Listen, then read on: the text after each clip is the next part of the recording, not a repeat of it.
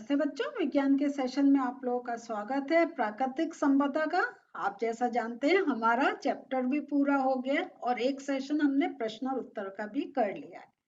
अभी और आपके प्रश्न है जो आज के सेशन में मैं ले रही हूँ।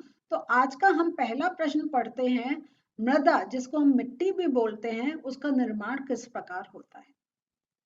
तो सूर्य, जल, वायु और जीव मृदा निर्माण प्रक्रिया में विभिन्न भूमिका निभाते हैं। आपको याद है ये पूरा हमने प्रोसेस आपको समझाया था कि जब जो सूर्य है वो जो पत्थर है उनको गर्म करता है और उसकी वजह से क्या होता है, वो फैलते हैं। लेकिन रात में जब टेम्परेचर डाउन होता है, वो ठंडे हो जाते हैं, तो वो सिकुड़ते हैं।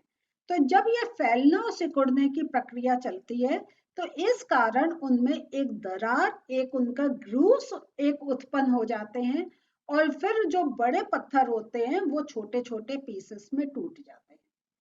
और कभी कभी क्या होता है, ये जो दरार बनती है इसमें जल भर जाता है और फिर जल भी जो है, क्योंकि उसका मूवमेंट होता रहता है, तो वो पत्थरों को अंदर से क्रश करता है और पत्थर टूट जाते हैं। तो जब बहता हुआ जल इन छोटे छोटे एक तो अंदर जल भर गया, उसके कारण वो उनको जो पत्थर है तोड़ रहा है। दूसरा जो बहता हुआ जल है वो भी क्या होता है, अपने साथ पत्थरों को बहा कर ले जाता है और इस कारण भी पत्थर आपस में टकराते हैं और छोटे छोटे कणों में टूट जाते हैं। और ये ही विभिन्न रूप से जब पत्थर एक छोटे छोटे रूप में टूटते हैं और छोटे छोटे हो जाते हैं, तो वो मृदा बनाते हैं। तो इस प्रकार मृदा बनती है। और हमने उसके साथ ये भी देखा था कि जो पेड़ पौधे हैं उनकी जड़ें जो होती हैं वो भी उनके अंदर दरारें उत्पन्न करती हैं और फिर इस कारण भी पत्थर टूट जाते हैं और छोटे छोटे टुकड़े में चेंज होके मृदा में चेंज हो जाते हैं। मृदा अपरदन का क्या है मीन सॉइल इरोजन। तो मृदा की जो ऊपरी उपजाऊ परत का वायु, जल या किसी के भी द्वारा वो अगर जल है या हवा द्वारा वो बहाकर वो दूसरे स्थान पर ले जाते हैं, तो इसको हम मृदा अपरदन कहते हैं।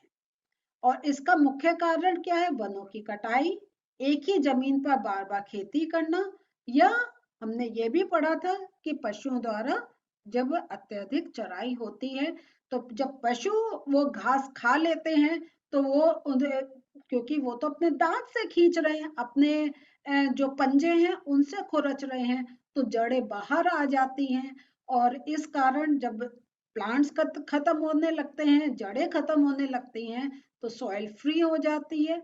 हवा के द्वारा, जल के द्वारा वो फिर उड़ के दूसरे स्थान पर चली जाती है, तो उस स्थान का क्या होता है, एक सॉइल इरोजन हो जाता है। अपरदन को रोकने और कम करने के कौन कौन से तरीके हैं?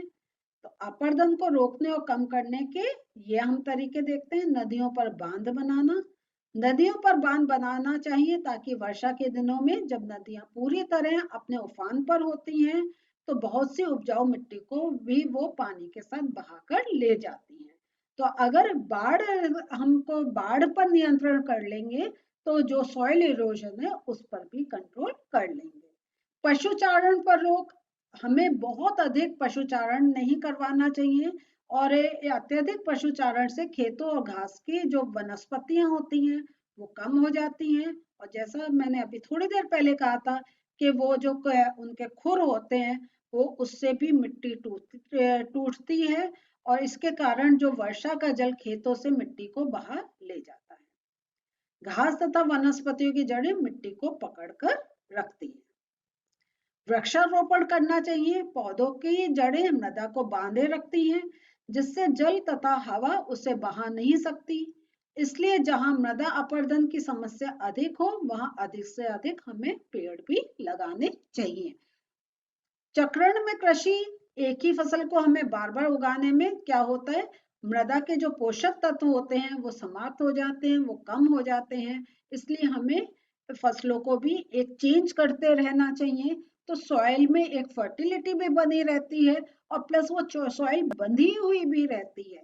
नहीं तो क्या होता है, थोड़े समय अगर हम फसल नहीं करें तो मिट्टी फ्री हो जाती है और फिर किसी ना किसी कारण से, चाहे वायु हो, चाहे आपका जल हो, या आपका एक पशु पक्षियों का अधिक चढ़ने के कारण वहां पे फिर वो एक मृदा अपरदन होता है।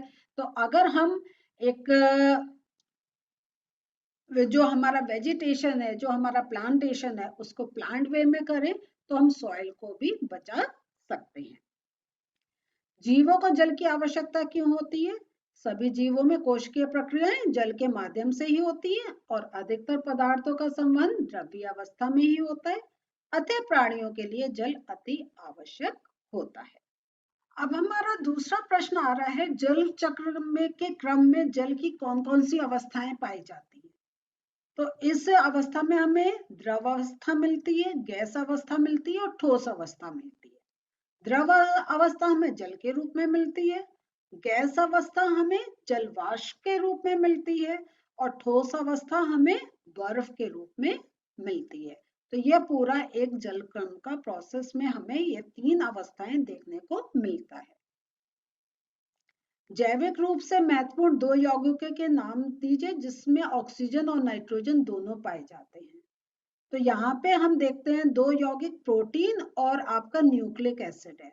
इसमें हमें ऑक्सीजन और नाइट्रोजन दोनों पाए जाते हैं। तो ये आप अंडरलाइन भी कर सकते हैं, प्रोटीन और न्यूक्लिक अम्ल, जिनको हम इंग्लिश में न्यूक्लिक एसिड्स भी बोलते हैं। इसमें हमें ऑक्सीजन और नाइट्रोजन दोनों ही प्राप्त होते हैं। मनुष्य की किन्हीं तीन गतिविधियों को पहचाने जिनसे वायु में कार्बन डाइऑक्साइड की मात्रा बढ़ती है। तो ये अगर हम देखें तो ये गतिविधियां जो कार्बन डाइऑक्साइड की मात्रा बढ़ा रहे हैं, इसका अर्थ है वो पॉल्यूशन को भी इंक्रीज कर रहे हैं, प्रदूषण को इंक्रीज कर रहे हैं। तो ये कौन कौन सी हैं? जीवाश्म ईंधनों का उद्योगों में उपयोग करना, जंगलों में आग लगाना और वाहनों में पेट्रोल तथा डीजल का उपयोग करना। ग्रीन हाउस प्रभाव क्या है? कुछ गैसें जैसे मीथेन, कार्बन डाइऑक्साइड आदि पृथ्वी से ऊष्मा को पृथ्वी के वायुमंडल के बाहर जाने से रोकती हैं और इस कारण क्या होता है, जो पृथ्वी का जो तापमान है, जो टेम्परेचर है, वो एक कंट्रोल में रहता है। इस प्रकार के प्रभाव को ग्रीन हाउस प्रभाव कहते हैं और ग्रीन हाउस प्रभाव के कारण ही ग्लोबल वार्मिंग की स्थिति उत्पन्न हो रही है। तो मीन्स पहले जब इनकी, हमने ये आपको पहले भी समझाया था कि जब एक स्टैंडर्ड फॉर्म है तो वो एक लिमिटेड अमाउंट का ही वो हीट रोक रहे हैं, लेकिन अब जब उनकी ये कार्बन डाइऑक्साइड की जो एक परसेंटेज इंक्रीज हो रही है तो वो उतना ही और जो एक जो गर्मी है उसको बाहर नहीं जाने दे रहे हैं और उसको रोक रहे हैं। तो एक अंदर जो है वो ग्लोबल वार्मिंग हो रही है। थोड़ी ग्लोबल वार्मिंग हमारे एक जीवन के लिए आवश्यक है, लेकिन अत्यधिक अगर हमारा ये टेम्परेचर एक अंदर इंक्रीज होता जाएगा तो जैसा आपको ये हम कई सेशंस में बता रहे हैं, तो पृथ्वी के लिए एक संकट की बात बनती जाएगी। वायुमंडल में पाए जाने वाले ऑक्सीजन के दो रूप कौन से हैं? तो ये हमने पढ़ा था, ऑक्सीजन और ओजोन दो रूप हैं।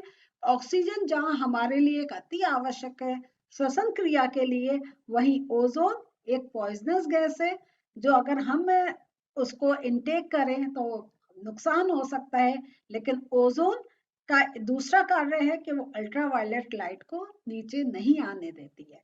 तो अगर वो एक ऊपरी सतह पर बनी रहे तो हमारा पृथ्वी को नुकसान होने से बचाती है, लेकिन वही ओजोन लेयर अगर थोड़ा नीचे आ जाएगी तो हमारे लिए हानिकारक हो जाएगा, या उस ओजोन लेयर में अगर छिद्र हो जाएगा तो हमारे लिए हानिकारक हो जाएगा।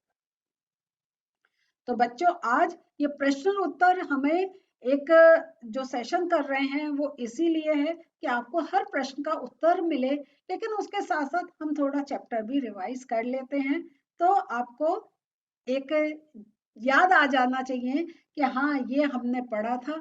और कोई अगर आपको उत्तर क्लियर नहीं हो रहा है या उससे याद आ रहा है कि ये हमने कहाँ पढ़ा था, इसमें और क्या चीजें पढ़ी थी, तो आप वो वाला सेशन फिर से देख सकते हैं। तो अभी ये फिर से मिलते हैं नेक्स्ट सेशन में। बाय।